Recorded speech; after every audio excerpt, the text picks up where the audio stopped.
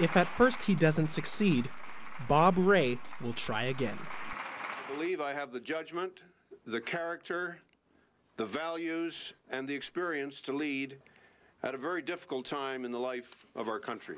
But despite the pomp of a hopeful Liberal leadership announcement, the focus still lies on Rae's economic circumstance. And you know, and I know, that my track record in governing during tough times is, of course, going to come under scrutiny.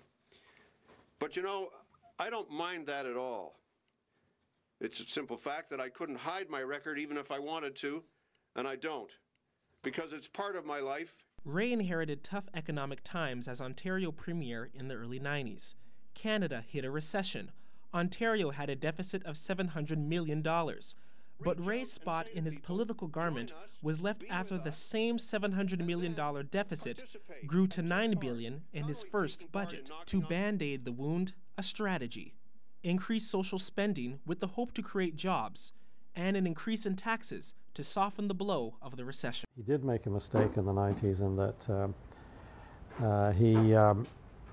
it wasn't just simply a cyclical recession. It was a structural problem, and that's something that you can't so easily spend your way out of. So. Then, of course, the unpopular Rae Days, where some workers were forced to take 10 days off a year without pay. Again, a strategy to deal with tough economic times. Rae's management of the economy during the early 90s could spell disaster for him today, as Canada looks down the barrel of another recession.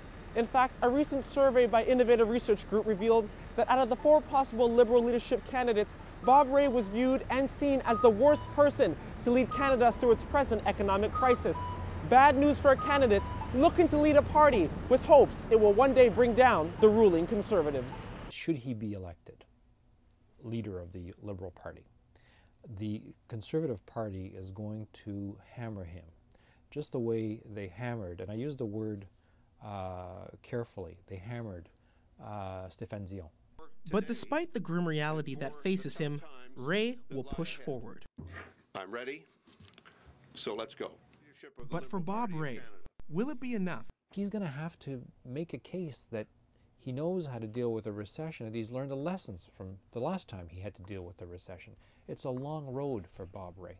Sheldon Neal, RTV News.